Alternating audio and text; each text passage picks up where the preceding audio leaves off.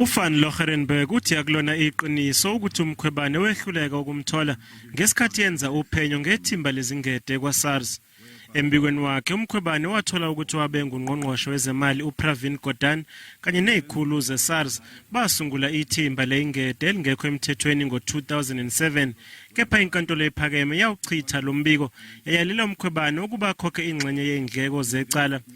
Uthi uMkhwebane wenqaba ukuxolisa ngemva kokuthi ayikhale ngokuthi ukuphawula kwakhe kwakudicilela phansi igama lakhe. I can't imagine Ms. Mkhwebane not being able to find me. I wrote to her specifically on this particular matter. I did so through my attorneys. Her attorneys responded on her behalf on her instruction. Paid for her. It was before report 36 was concluded. We know that she wanted me to come in and provide her with information and records. She said that she couldn't find the address that's unknown. I'm saying she could have found it. Van Loggerenberg uthi uMkhwebane wasebenzisa umbiko wezobunhlolo wachithwa enkantolo ngesikhathi ehlanganisa owakhe umbiko.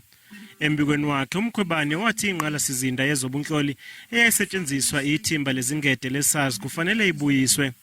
Van Loggerenberg uthi akazi nokuthi uMkhwebane wayekhuluma ngayiphi impahla. There is no equipment whatsoever. The unit never purchased, acquired, used, borrowed any kind of what can be considered to be spying equipment ever. It's not how they worked, it's not how they were permitted to work, and it's not what they were expected to do. Lesiccawu Siyaqhubeka.